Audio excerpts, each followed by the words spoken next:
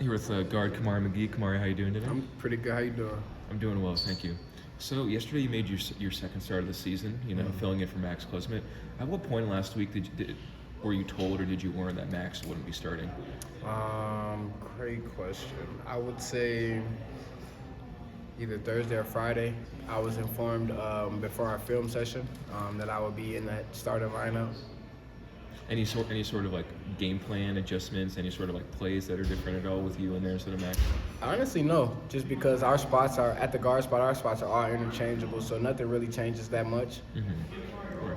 And when it comes to Michigan State, like I wasn't there, but like through the TV, it sounded like one of the louder environments that I've seen.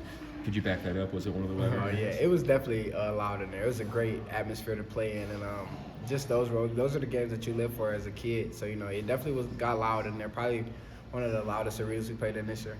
Do arenas like that? I know, like at a certain age, it's probably doesn't affect you that much. But like when you're young, does it affect you a little bit? Like, does your first couple times in like a really big arena, is a little shaky? Being young, yeah. When you're younger, that definitely gets some. It affects you a little bit, but the older you get, you kind of get used to it, and you really enjoy it. Like some guys just thrive in that kind of atmosphere.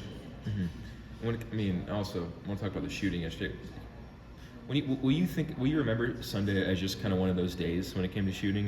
Just like a rough day, kind of like brushed off your shoulders. Honestly, yeah. After watching film and we talked to Coach about it, and he said a lot of the shots that we took were. Well, he said majority of the shots that we took in that game yesterday were good shots. Mm-hmm. He said it was probably a single-digit number that were questionable. But honestly, looking back, yes, yesterday in the moment, it didn't feel like it. It just felt like it was a tougher game. Mm-hmm. But that's probably because all the emotions going on after the game. But after just watching the film, yeah, I would say that it was just one of those games where we couldn't get anything to fall.